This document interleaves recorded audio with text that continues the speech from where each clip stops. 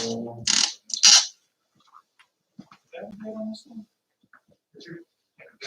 are you? Good to see you. You just snuck in, huh? I have that capability.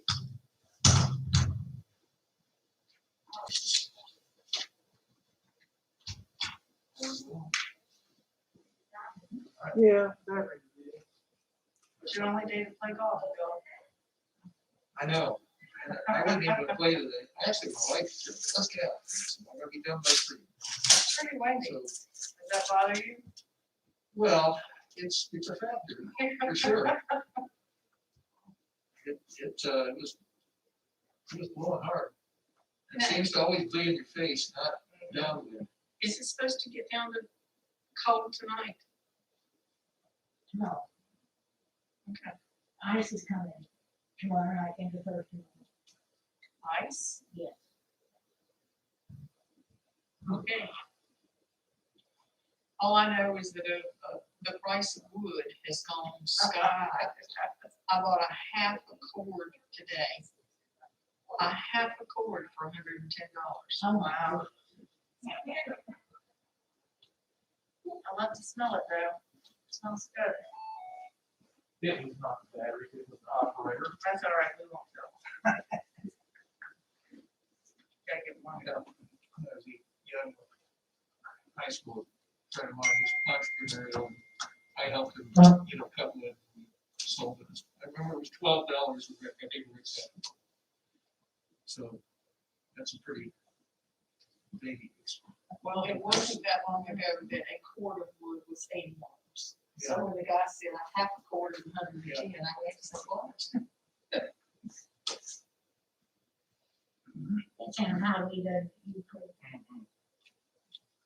But I was out. Yeah. That's what happens. And then time for prices. Excuse me, that was along the side of the road in the country. I think it was up from the Robbins area. Maybe I need to start cutting wood. That's right.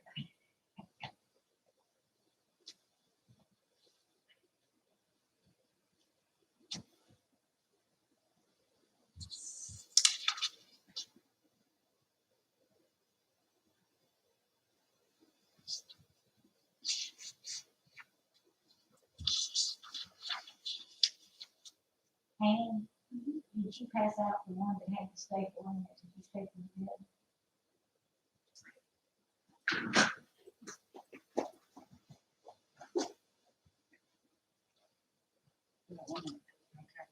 I can't see you smile at me. That's kind of hard. You can blink, but I'm blind, so I don't know. Smile. Okay, you're good. Okay. All right, well, thank you everyone for coming this afternoon. My name is Elizabeth Mangum. I'm Chair of the Moore County Board of Elections, and we'll call this meeting to order. Mr. Kennedy, would you please lead us in the Pledge of Allegiance? I pledge allegiance to the flag of the United States of America and to the republic for which it stands, one nation, under God, indivisible, with liberty and justice for all. Thank you. So members, I'll call your name. Would you please raise your hand to identify yourselves to members of the public? Susan Adams. Present. Mr. Bill Case. Here. Mr. Craig Kennedy. Here. And Mr. Richard Ashton. Richard Ashton here. Excellent. Everyone is here. Mrs. Clinton, has anyone signed up for public comment No, this ma'am, evening? we have not. Hearing none, we will move to our conflict of interest statement. And at this time, I would like to remind all board members of your duty and responsibilities to avoid conflicts of interest or even the appearance thereof. Having reviewed today's agenda, does any board member have a conflict of interest? No. Excellent. Hearing none, I believe the first thing we will do today is approve previous meeting minutes. Mrs. Clendenin, would you guide us through that process, please? Okay, Madam Chair, they're all prepared and laid out on the table.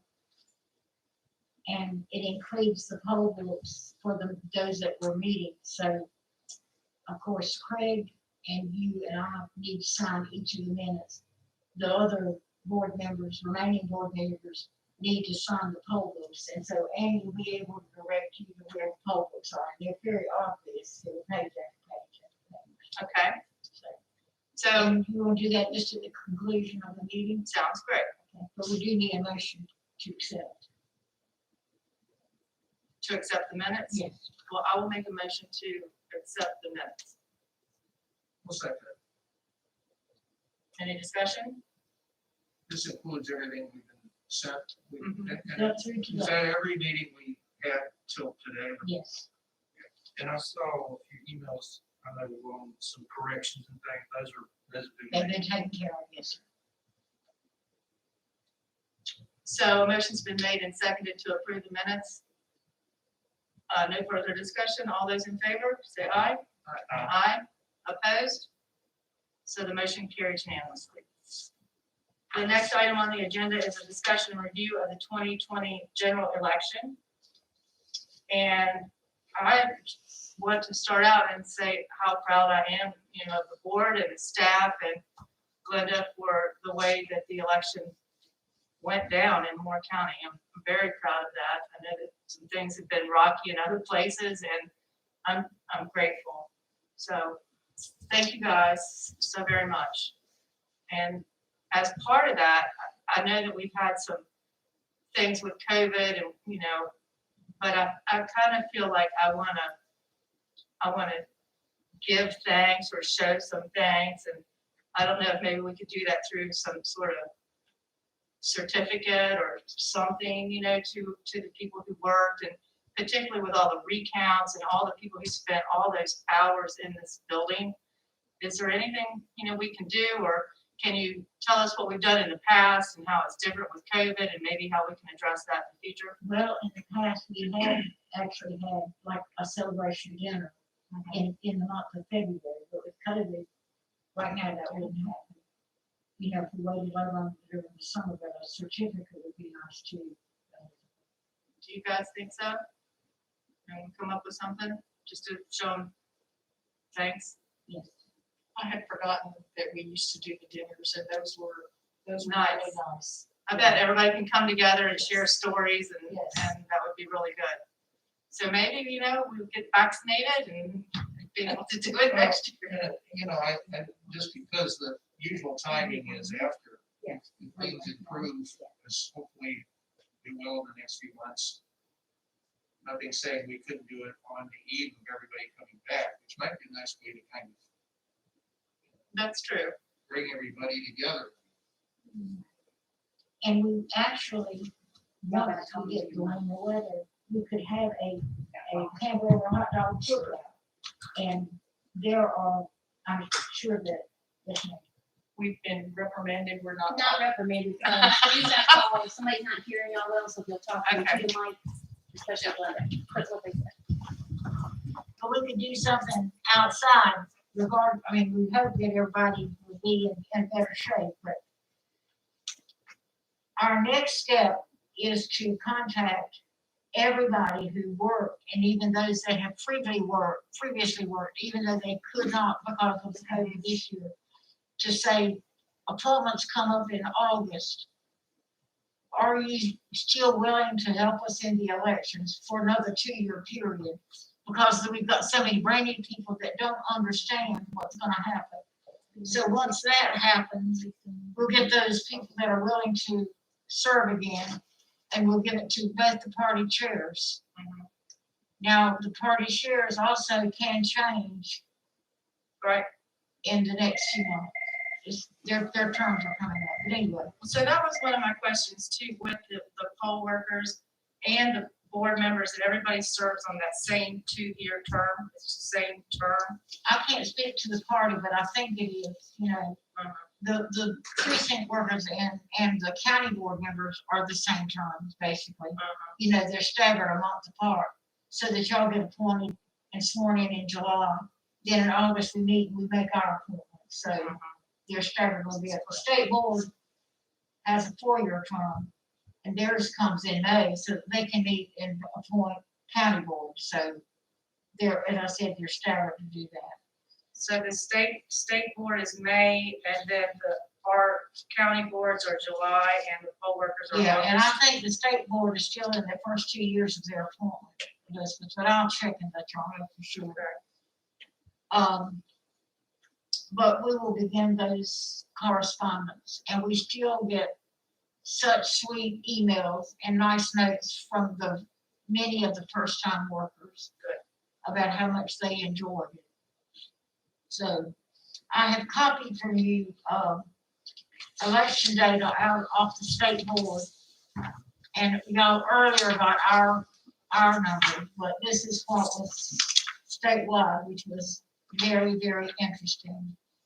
And we have had a meeting with the executive director, a WebEx meeting. She met with every district and said, tell us what you learned, tell us what we want to improve on, tell us what was really great. And so I made the notes up, and it was kind of funny that ballot tracks was in every group, that it worked, but it could be better, and it needed improvement, so. Well, and I saw where the state board, there was an article in a publication somewhere, and they had asked about that, and she was saying she wasn't sure whether the state would renew that contract. Right. You know, I didn't get my alert, I mean, but I do like it, but I did think that it could be better. Yeah, and she said, when we had our meetings, that they had bought a product that they were not really able to test out before buying it because of the pressure to get that done. And the dictate from the state board, as I guess maybe a later fashion. But the great thing is that at least they have started doing that, I think. Of course, we've got to educate the voters about what their history looks like and when it gets applied. So we discussed that in all of our meetings about the learning curve for our voters and how third parties did not help us at all with all the extra mailers, calling people, telling them what to do about the cure. It made them second guess what they'd been told by us. So, and we were basically told we just had to live with that. The absentee portal ended up being good. The online registration for DMV customers, I think, is a blessing. If they've got your signature, you can do it online, and I'm very happy about that. The workers through Democracy Heroes is great, but they are gonna help us kind of vet some of the people because we don't have any background or anything on some of those workers. And as you know, the support of the county government was just absolutely spectacular. And the girls and I met yesterday and talked about what they learned, because for Amy and for Carrie, of course, it's their first presidential. And they both said how grateful they were for the tax department getting those materials ready. It was certainly a challenge for you as a board and for us as a staff for them to keep the courts to keep changing the rules. And it made it hard for the voters to understand. So, of course, they did note that many of those rules were just under a court order and will not be in effect the next time. So it's going to take a lot of educating for us to unlearn what we thought we had to do this time. So, we know we still have to, and I need to send nice letters to our municipalities, as we know that was a struggle, and we've got to try to improve that. I certainly was absolutely pleased with the turnout in every operation that we were in. And I noted that in the pilot gave the Cannon Center a spectacular way to introduce the Cannon Center to the public by letting the people vote. They praised the village of Pinehurst for doing that, so that was great. Did they just focus on that one site, or did they say anything about That's all the they others? said. That was It was highlights of the year was that the building opened and that it was inaugurated with the election, which was great. That was very good. Yeah. And I think every comment that we've heard from DAS was been very good. Is that correct, Sam? Yes. Every comment I've heard from Yes. that, everybody, like I walked in, I walked out, I called everybody I knew and said, good night. So, And as we talked about, some people decided they'd go to Fort Bass because they thought it would be busy, or Carthage, and they were busy, but not to a point that it was distracting. I gave y'all the numbers of same-day registrations, and I mentioned this to Karen as we talked. I said, Karen, the same-day registration was to be a fail-safe for somebody who just messed up, didn't go get registered. You see how it has grown and grown and grown. And this is something that I know bothers Elizabeth, because they have to have some ID with a physical address for our homeless. If we can just get them registered before that early time, as long as they give their last four of their digits of their social, they don't have to show any ID. And so I don't know what's gonna happen. We know that ID is still out there. It's been approved by the federal courts. It's gotta go through a state court. So I'm sure we can see that coming through the General Assembly. But the same-day registration is just unbelievable. We talked about MAP teams, and the executive director said, Glenda, it's a great idea, it just doesn't work. And y'all know how hard it was. I think there needs to be a coordinator in Yeah. there. And so we are going to work with members of the General Assembly, and we're gonna go ahead and give every nursing home their own package of voter registrations, and encourage them when they are doing the intake forms with the voter, if they're coming in to permanently live with them, to get that settled, whether or not the family is gonna take care of, or whether they're going to. And I'm gonna ask the legislature, evidently these facilities have to report to the state how many people they serve in their voters. I know they have to say I offer voter services, but that's the wrong thing. Because we still have so many family members calling us saying, why did you go to my mother? They felt we were using their mother. But anyway, that's just something to look at during the future. More voter education, more education for my board. I mean, Susan had done a presidential election. Bill hadn't done an election at all. And so it's so hard. When I gave you a very detailed, you'll remember, resolution on like the 25th of September, we couldn't get through it because there's so much lack of understanding of what to implement to go through an absentee meeting. I think now if we brought up that same resolution, you'd say, oh yeah, I understand that. And we really have got to do that before we start, not at every meeting, but before we start, we've got to have that resolution.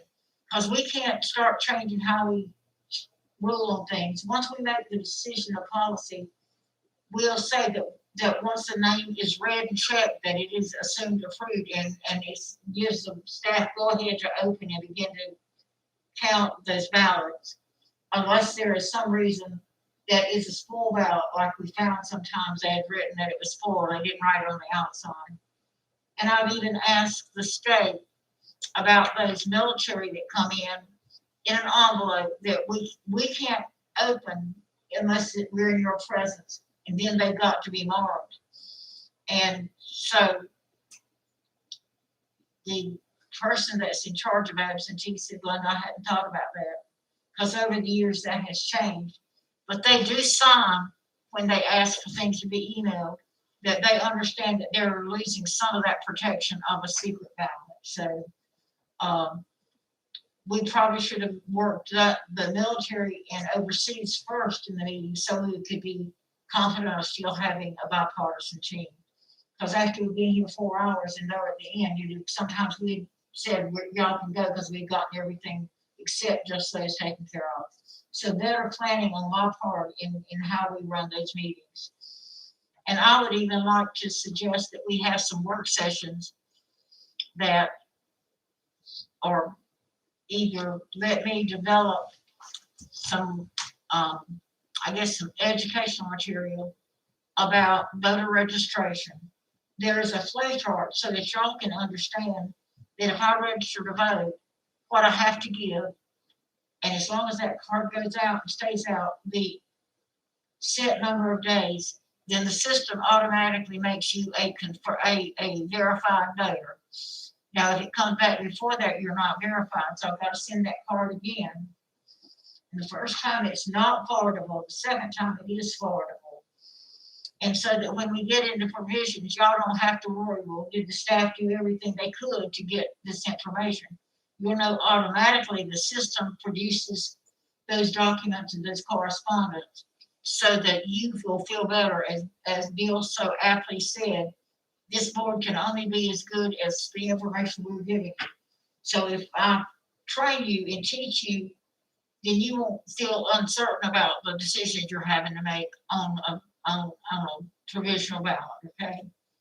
So do y'all think that would help? I do. I mean, I think more education is Training better. is good. Training is good. You know, I think parliamentary procedure would be great. I mean, as long as we're adding in some cool topics, you know, anything to make us better. I do too, yeah. I And think- there's some notes that have come down from, the School of Government that I was supposed to have it sent, but hadn't been sent to me yet. That when we're in a meeting like this, they don't have to see us, but before we speak, and Bill's good about saying, this is Bill, that we say who we are, because they can't, with a mask on, can't see whether, as you said, winking or smiling or frowning or doing anything. So it's just a different world, and we've got to try to adapt to do that, so.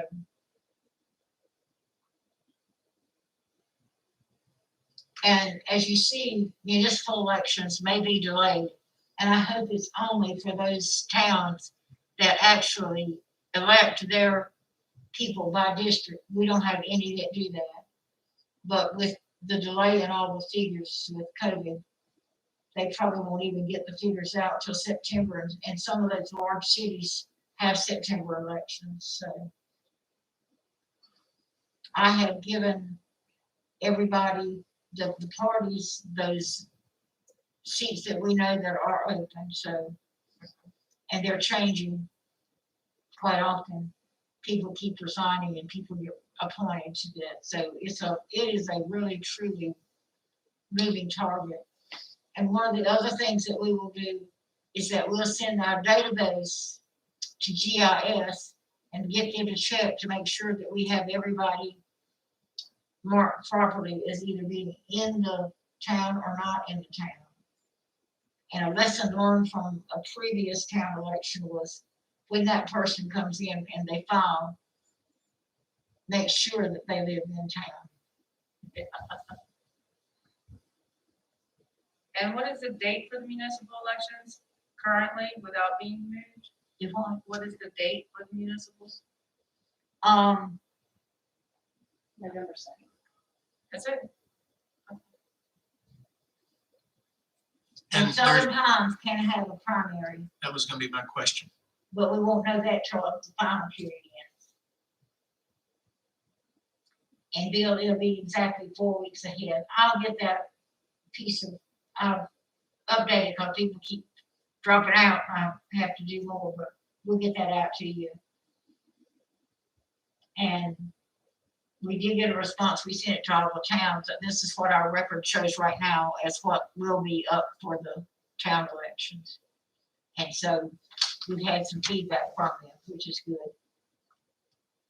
So if we have missed an annexation, hopefully by getting GIS to check it, it'll show up in that audit.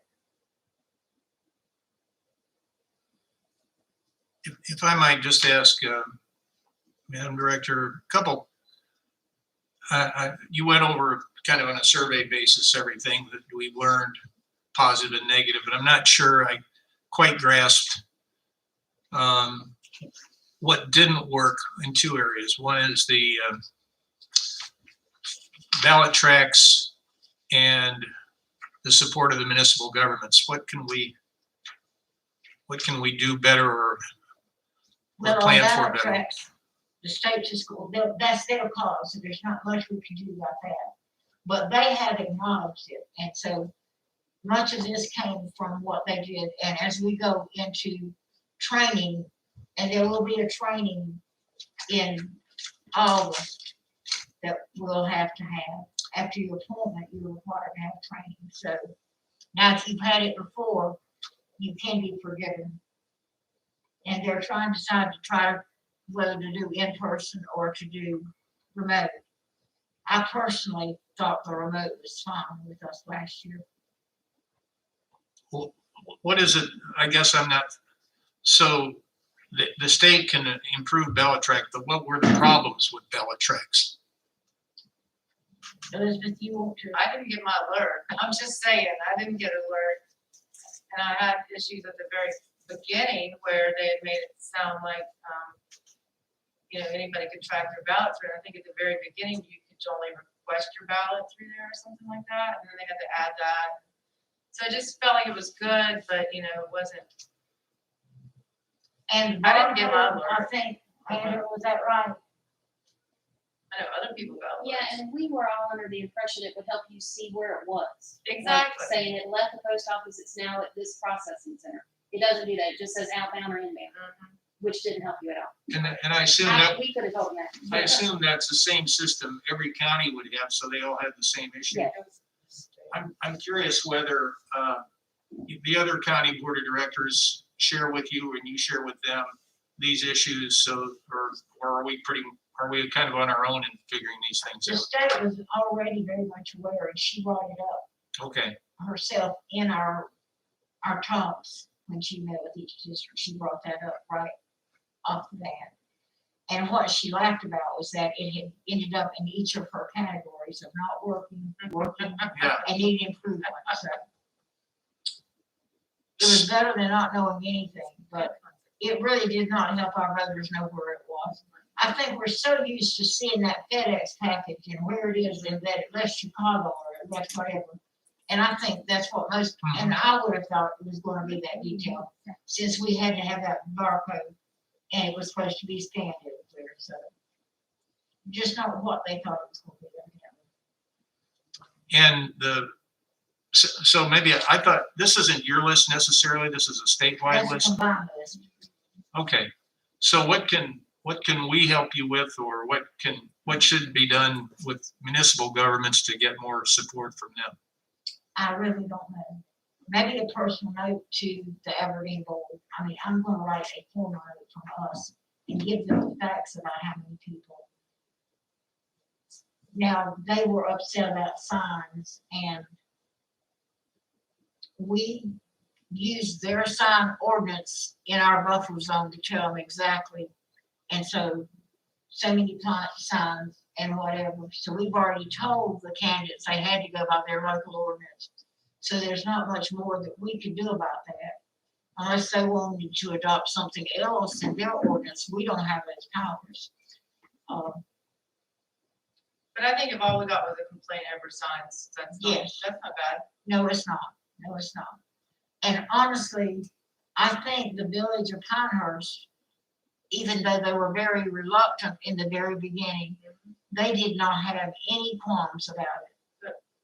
Have you heard anything, Susan or Bill or Richard being there in the buildings? Not a word. No, I did, I know the mayor, so I thanked him profusely that we much appreciated the use of the Cannon Center, but also dropped the hint, boy, it'd be nice someday if we could use the gymnasium.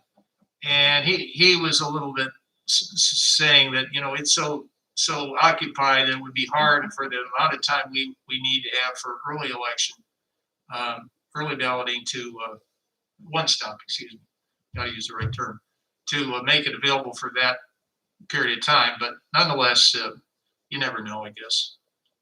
Well, 17 days is a long time to interrupt anybody's business pattern, whether it's recreation or whatever, I think, but the people sure love it, so, I mean, our numbers. They were great. They were great. And to have that percentage of voters vote in this election, was huge, It was, yeah. huge. Does, and it looks like it's gone primarily toward at least in this election, to the absentee early mail-in, a lot of it. It's one stop early voting, 65%. Well, but that was pretty high in other words, the mail vote is the one that. That's shot the up. one that really shot up. So I wonder whether the state has made any assessment whether we can, that's now the new trend, or that was more COVID related and that won't repeat it. Because it'd be, all the information we could get would be good as far as how we plan in the future. That's up to the legislature. And Bill, my gut feeling is that it's gonna be more popular than it was, and it will not surpass that again, I don't think. I don't think, I feel that the public trusts it, that was our biggest, I think, obstacle to overcome. Trust the mail to get it here. I mean, Right. that was. And the post office did an excellent job. They really did. And our communication with them, and I truly feel like we have better friends at the post office now. Because, that really was their bread and butter. And yet there was so much pressure and the public was looking on them so critically, but they did an absolute wonderful job. And that's another personal note I need to do, so. Well, good.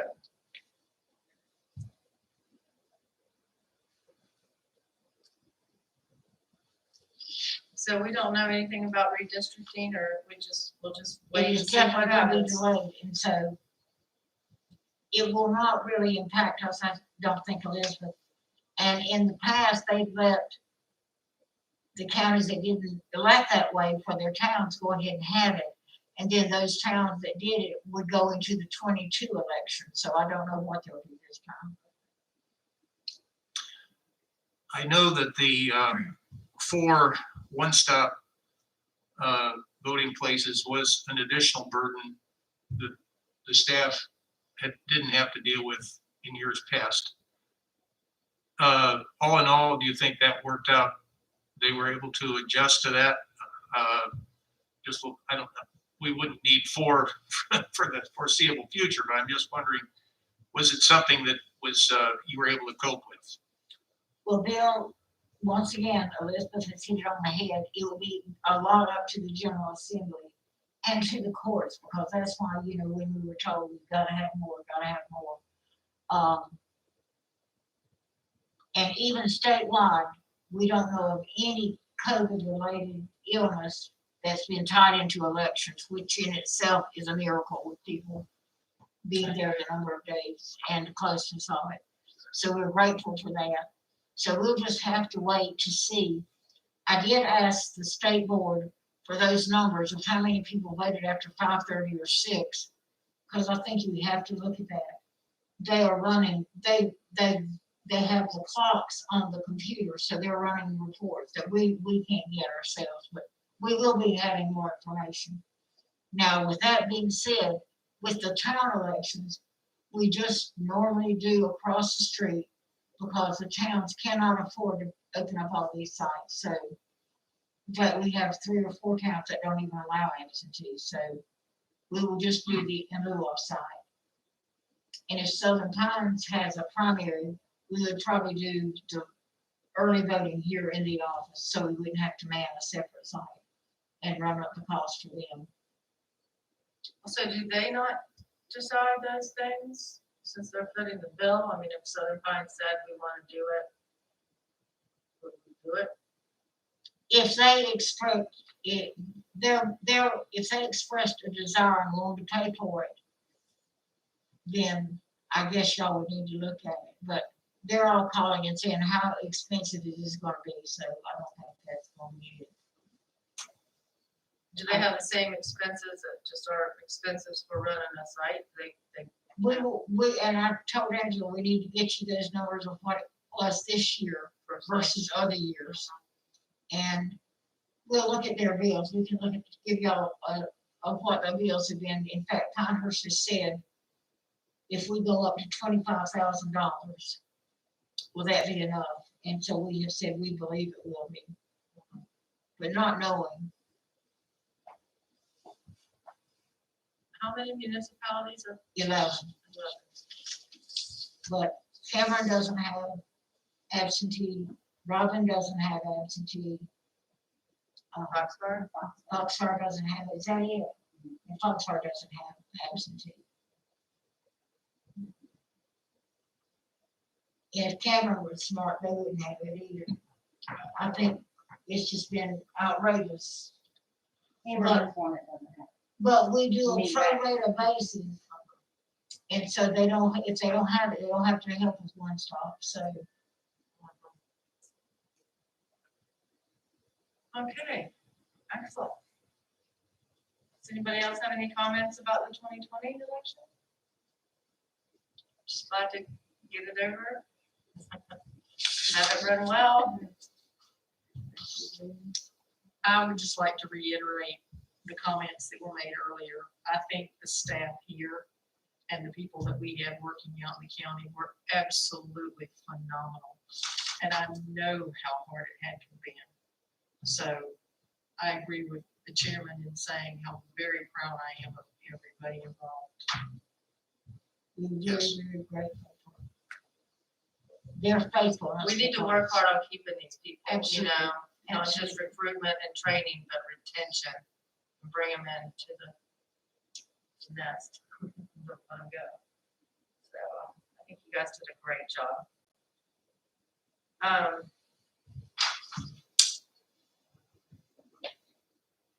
I didn't have any specific business that I wanted to discuss. Does anyone else have any business to discuss? Well, I guess I'm curious, again, I'm still learning. Mhm. I can still say that for a little while yet, can I? Yep. Can we, this is useful information on where we spent our CARES money. I've given you that report, we've given to the state so far. And I guess do we always get CARES money, or was this a one-time deal because of the pandemic? So I understand that probably the pandemic, some of these things we wouldn't probably have to do if it's not an issue next time. Well, all of these things were supposed to be expenditures related to COVID.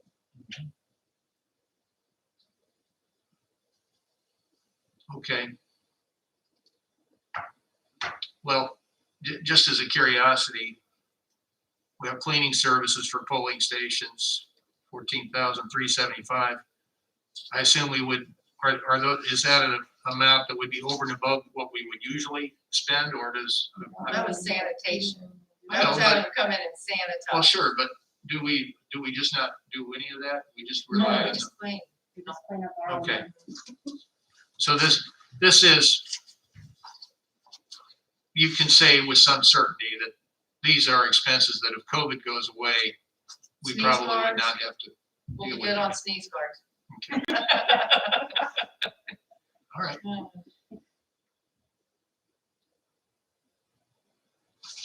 But I do think it'll be really tricky trying to figure out the absentee ballots. How many people are gonna do it? How many envelopes you're gonna have? You know, I don't know how that'll go. And the envelope's gonna change, Elizabeth, so it's gonna be a big waste.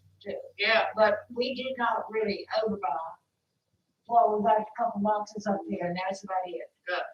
And we used a printer in Sanford, so we didn't have to worry about them coming from Greensboro or Salem or somewhere else, so. we're getting wet in Newburgh. Then, yeah, and in fact, we went ahead and ordered a larger number than we had in print and just said, let's do 5,000 beginning, then 7,000, then 12,000. So he's actually got stock in hand whenever we do whatever else the state will make us do, so, Now, some of these items are also pieces of equipment yeah. that are now in our inventory. Yes, they're ours. Now, the PPEs, they ask us to give it back to emergency services. But I almost feel that there will be some more money depending on where we are in the COVID cycle for those disposable things. And the county has plenty right now, so.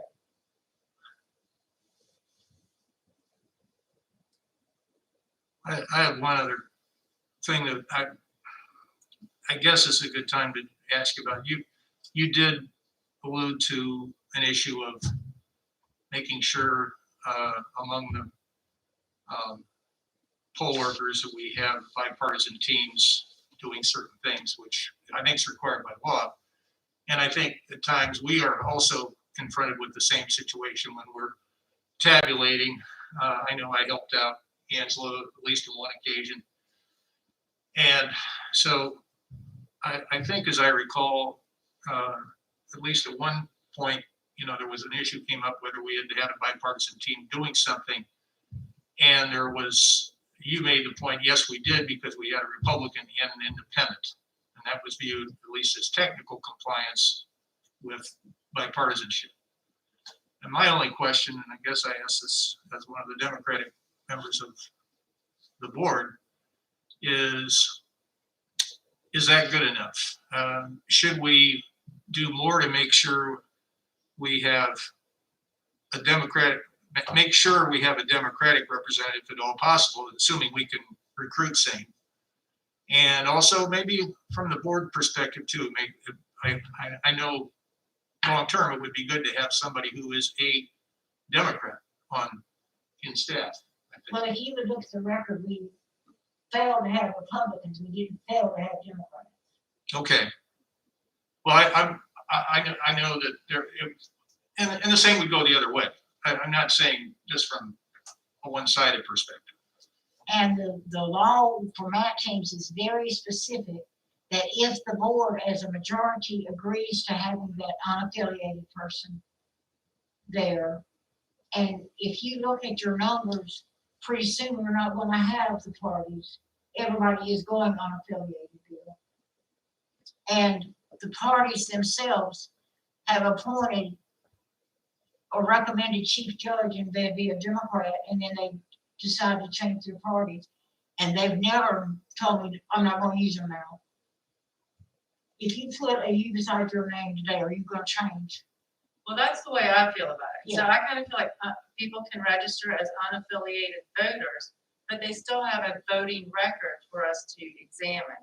So Bill, as a conscientious board member, I just think it's important that we get these people's names prior to us having to approve them or disapprove them, so that we can take due diligence and research it, because like you said, they vote one way or the other. In all of the unaffiliated voters that I've ever seen on a list, there's one individual that votes Republican one time and Democrat the next. And out of that, all of those people, only one person. So as a board, it's our responsibility to approve these people. And I believe it's part of our due diligence to do that research, look at their voting record. And I think bipartisanship is essential to the integrity of our elections. Some of this stuff that was going on in other states, and people would say this and this, and I'm like, they had bipartisan representation on the board, that couldn't happen. And when I feel like if you don't have that, whether it's workers or board members, then, if there's a question that comes up, I don't think anybody's a criminal, but, then you only have one side making that decision. And I think it's important for the integrity of our elections to have both parties represented. And I'm not sure, I don't know how many parties we're gonna have after this. So that raises a good procedural question. So I know we approved some teams in fact, I'm sure, I think I'm reviewing the minutes, I nominated some of them. Mhm. But to be honest, I hadn't checked their voting records. And And- that's something I want to ask the election committee. What was your intent of requiring, and that's a new requirement, Bill, that a board member recommend somebody? Susan knew somebody that she knew and said, oh, she'd be wonderful. But on the most part, y'all don't know this person. I know them probably more than y'all do because they are other precinct workers. And I truly, unless somebody is very outspoken in their beliefs, I seldom know what somebody's politics are, because I just am supposed to have a blind eye to that, even though we've got that statutory requirement to have it. But I really do think it will come to the point that the parties are going to have to say, if you're not going to Involved. affiliate with us, you can't vote, because I ran the numbers of of voters that have changed their party since the first of the year. And it was amazing what the numbers were.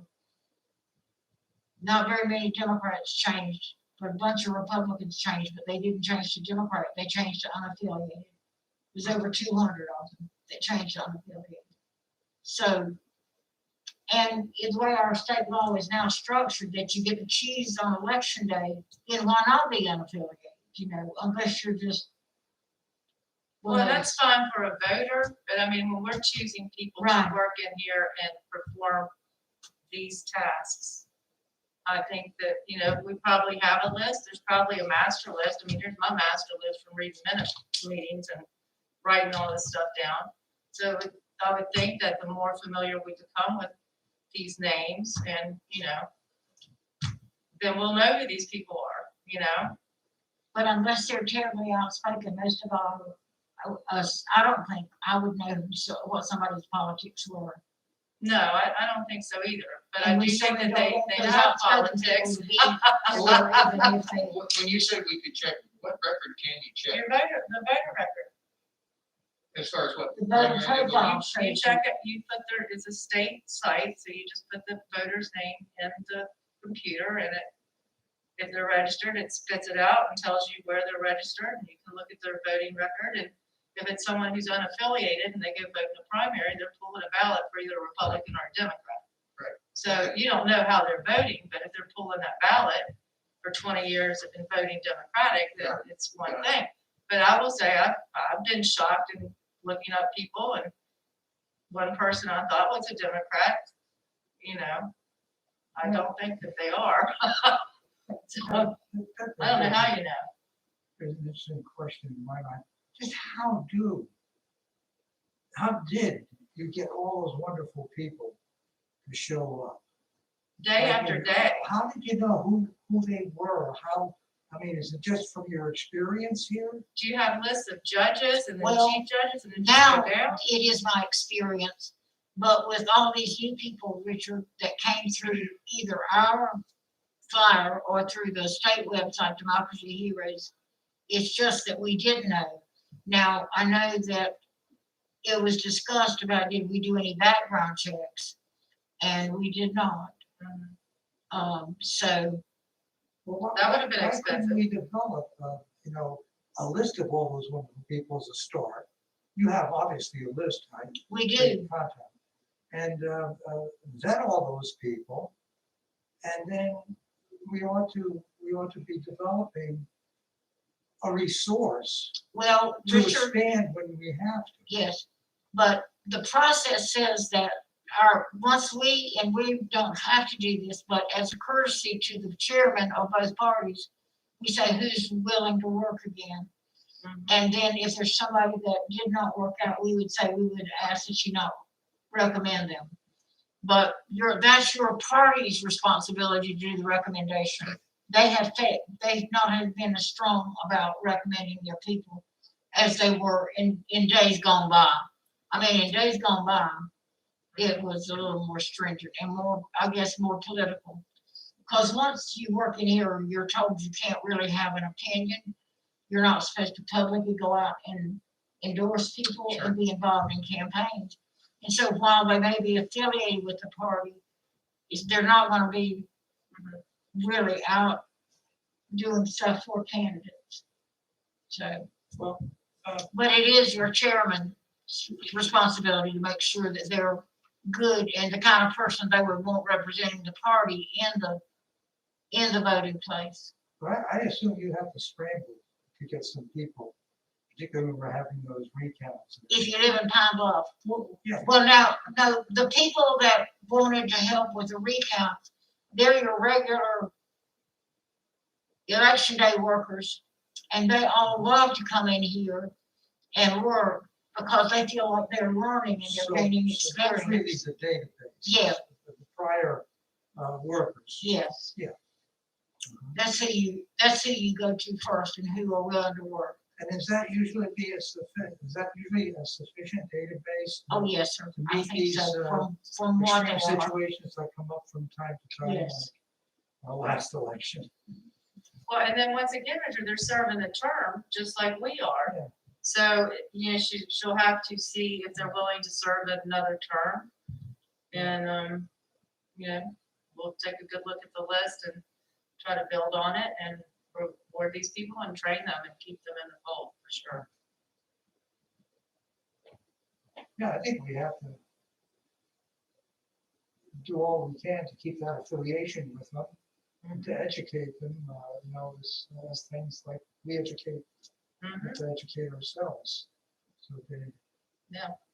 And for them to, well, I was gonna ask you a question whether or not, you know, we need to do, any, analysis of our, requirements for, you know, quote, manpower, excuse that terminology, please. Mhm. I couldn't think of another one, but,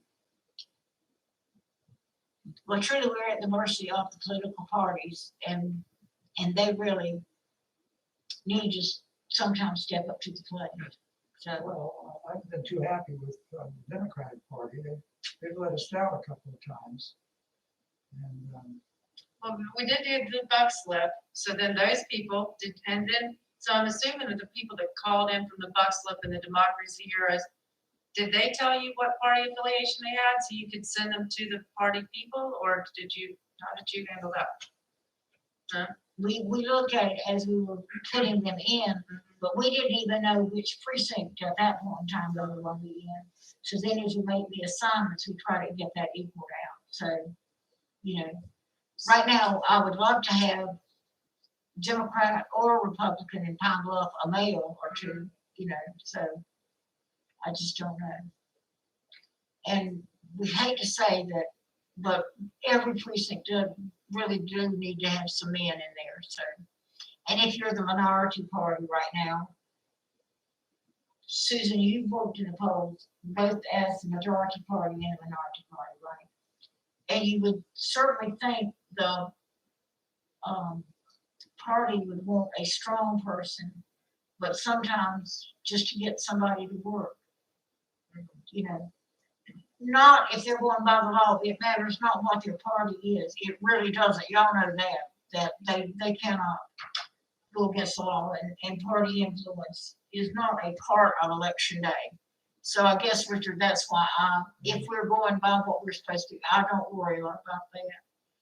Now, if I have somebody that I think is a little too outspoken, or that people will be offended by, then we've got to look at that. But, and Elizabeth can probably know who I think I'm talking about. Everybody's good at something, everybody's good at everything. Absolutely, absolutely, and that's what Elizabeth has said, Glenda, that's just what we have to tell people, you know. They're fine people, but being in that room confined, having been so active or outspoken all the other days, is not a place that we want to be because we're criticized then. And Richard, I think you'd probably come more close to being criticized for having too much partisanship in there rather than not having enough. So that truly is a matter, I think, that the parties should address. So, is there a budget sheet for the, other money? It wasn't CARES Act, what was the other one? The HAVA, HAVA, that's for we safety have not stuff. used any of it, but Elizabeth, I'm just talking to Angela, we're going ahead and order a speaker system because we still use what we would borrow, Okay, but good. we will order it, so we will have that. Perfect, thank you. Okay. So we will use a little bit of it, but thank goodness we did not overspend. And the bonuses that came to the precinct workers were just dollar for dollar. They sent us a certain amount and it went right out. So we were just a pass through for that. But most of the workers were so surprised and so very pleased that they got those bonuses. It was nice. So how does I assume you have a budget you have to run by the commissioners at some point? Okay. Tell us that That's on process. the,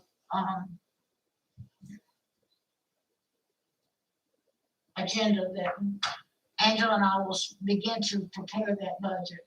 So I just need your direction to, that you agree that we would just do one stop site for the municipal and decide how many you want me to budget for the primary in 22. And then we will put some figures together and give it to y'all, and then it goes to the commissioners to whittle away or decide to do with whatever. Well, we don't have to make any decision about the 22 one now. Yes, that's right, but I still, and we don't have to worry about the municipal, because Bill, they have to reimburse us dollar for dollar. So we do put some figures in there, but it matters not what We they, advance, but they reimburse. they reimburse us 100%.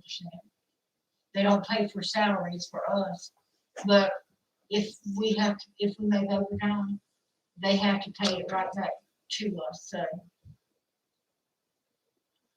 It doesn't really impact the budget, the county budget, and that's what the commissioners are concerned with, what the impact there. So So the primary in 22, following up on what Richard just asked, and it's 21, 22, what is the actual time period for the budget that you would submit? I assume it's not a calendar year, July 1. July 1. So you would have to have you will have to have the primary. When is the primary? It'll be in the second 6 months of this coming So, up budget period. so, It'll be in March. They moved all the primaries to March. And that is something that's gonna really throw the candidates. They have to file in December, and it's only like 11 days right before Christmas. That's gonna throw them in your crew. I thought that the primary was only in March for the presidential year. It was, but now they've moved everything to March. Really? Yes. Wow. do we have a senatorial candidate? Senatorial race next year? Yeah. Trump. Senatorial. Trump, could be Trump. Burrow. Okay.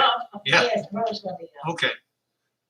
So my question is, will we have another meeting before you have to go to the commissioners with your budget? What, if it's okay with the board, probably what we can meet, but probably what we'll do is do the figures and send it out to y'all. And just know that this is just our first step, and send it to the commissioners. They can take it and do whatever they want to do with it. Now, they do have the legal obligation to pay for it, so they depend upon us to give them our best estimate to work on that. But it sounded like there needs to be a decision made to make an accurate budget as to whether there's going to be one or two one-stop locations for the That, primary. we need a direction from what y'all are gonna ask for. And that's or my what you question. think right Should now. we talk about that now? Yes. Okay. I would just like some direction by what y'all think you want to do. That's a can of worms. I know it is. Well, my thing would be just go ahead and request the funding for 4 sites. If we only do 3, we've We got save the money. That's easy. That's easy. That's, that way, if we don't spend it, it's there, and if we do spend it, it's there. And it's been many years since they ever put any funds in for a runoff or a second primary. They just say, "Glenn, if you have it, we'll pay for it," because a second primary is very, very low and very less participation in it, so they don't even worry about that. It's for that. Oh, and we got a little shocker this week. We don't know how it's gonna work out. But they more than doubled the lease expense on those auto owners. Really? Wow. They're getting old and it's hard to repair them. All it works. Our ADA compliant voting system. And we have no other choice unless we buy all new equipment, so. And then,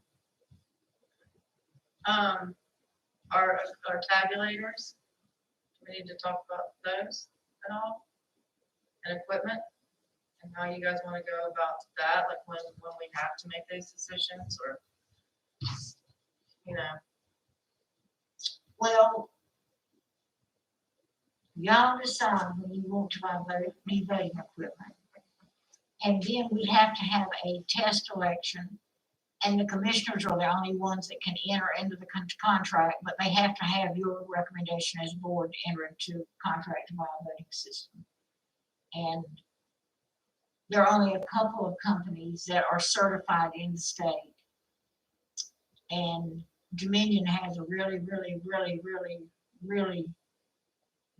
bad reputation right now. We're getting unsolicited emails just saying, do you have Dominion? Are you thinking about Dominion? And I've just said, we're not thinking about anything right now. The replacement for what we have, the voter would never notice anything different because they're just gonna put the same type of ballot in a tabulator. And it's called the DS-200, and it's by ES&S. Of course, ES&S has had some bad publicity, I understand, in some places. But in North Carolina, and we still get calls every week from somebody worried about the security of the election. And in North Carolina, we don't permit any of the election results to be on the internet at all, so coming into us. So I feel perfectly safe with what we have.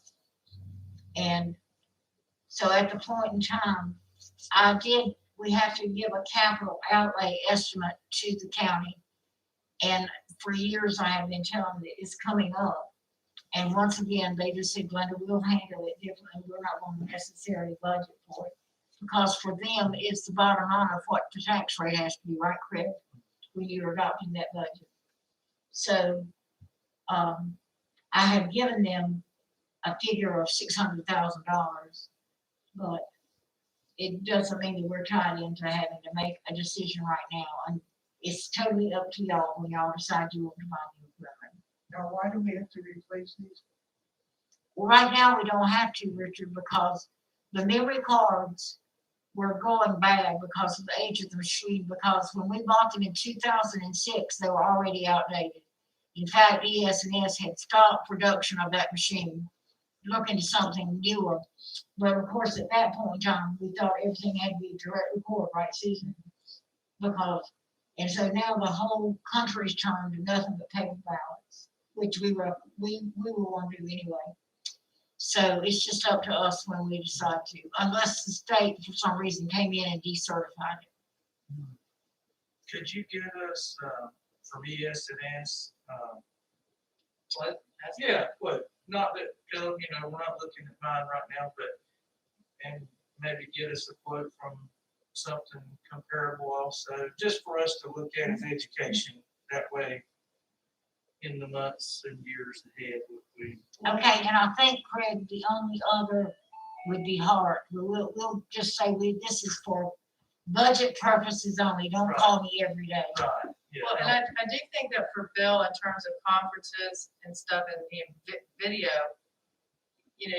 when you go to the conference, they're just lining, you can spend all the time you want to talking to people about the equipment and stuff. I'm with Linda. I think it's a tabulator we're looking for, kind of like the same thing, and just a newer, updated model. I'm not feeling like we've got to make some big decisions on the tabulator. Do you, Susan? And I'd like to know too, what's the legislature gonna do? Could they pass something that says, okay, all 100 counties is gonna use this machine, and you got until this time period to get it? Can they do that? Well, they kind of did it when they decertified everything the last time, so. Right, okay. Well, another thing I was wondering is if we staggered the implementation of the new machines, maybe the third this, 1 year, maybe that might help us train on it, whatever. Well, if we know, we can let the commissioners, and that money Yeah, can be, they that's can right. allocate it. So we may buy it all at one Mhm. time, but the money's in maybe 2 different budget years, maybe, for them. Well, when we went to the sheet machines, we did a lease purchase, so it was spread out for them budget wise. All right. So do you I had have the beautiful answers? auburn hair before then, didn't I? I remember that. Presidential elections ago. What was the thing that you said, owl marks or something like that? I don't know what that is. It's the one in which the disabled person that may listen to the ballot and press buttons and mark, it's still the same, they do get the paper ballot, but it marks that, it's a ballot marking device. It's a $7,000 pencil basically, And, but they can, with audio, they can mark your ballot. and do we But have we that? did in every- know that the state also introduced a audio ballot for civilians to use. Is that not right, Angela? And we had one voter who used it. And she had to get somebody to come help her. And Sue and Angela had to help her. But what a step forward to do that. And so, you know, in the near future, that's gonna get better, and maybe the necessity of having the ADA equipment might change. I don't know. I need to ask that question. So did we have to have one of those in each of our early voting We have spots? to, yeah.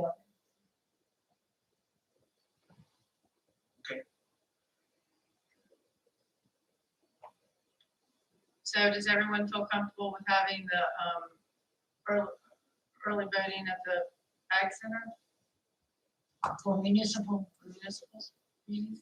I'm in favor of that. I think we're all in favor of that. Do you need a motion or? Well, just our opinion? just consent, so I can develop a budget in that direction. And I heard Craig say 4 for the sites in the primary. And we will know more after filing. You may not have a lot of primaries. I don't think the incumbent sheriff's gonna have any opposition. They haven't heard of any. I mean, I've point blank asked him, he called about a fundraiser with a golf tournament. And those are really, really iffy because Clark Chevrolet cannot buy a hole. Bill Clark can buy a hole and can say sponsored by or paid for by Bill Clark, or Clark Chevrolet. But he can't take corporate money. And so there's a lot of things with the business and a golf tournament as a fundraiser. So we hooked them up with the state board to give them all that good advice. But I just said to his chief deputy, I said, Richard, y'all heard if anybody's gonna run against Columbia? He said, no, they haven't. So I'm sure we're gonna have a House and Senate. And I'm sure Burr's gonna have lots, or the seat for the Senate, for the US Senate, it's probably gonna have a primary. We hear lots of names on it, so. And I'm sure the school board race is gonna be nasty. Or interesting. Now, those are, do they have primaries for school board? Yes, I do.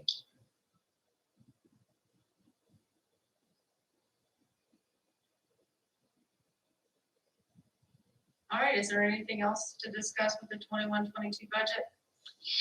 Or did we cover our bases? And we'll just get that to you just as soon as we get something put together. Okay, and then the CARES Act funding, you have that on here, but we kind of already looked at it. Is there anything else to add? There isn't right now. All right. Well, does anyone have anything further to discuss this afternoon? I do. All right. I would like for just a moment to remember a former board member that we just recently lost. I'm sorry, I can't hear you, Susan. I would like for us to remember and just for a moment, a board member that we just lost due to a COVID-related illness. And she was not of the same party that I was, but we became good friends and we trusted each other and we worked well together. And Carolyn McDermott was an interesting board member. And if you weren't talking board issues and you wanted to talk guinea pigs or guineas, she could talk all day. But she enjoyed working with the Board of Elections immensely, and she gave up her position on the Social Services Board because she felt she couldn't do justice to both boards, and her main interest was working here at the Board of Elections. And I was very sorry to read of her passing, and I just wanted her name to be mentioned and remembered today.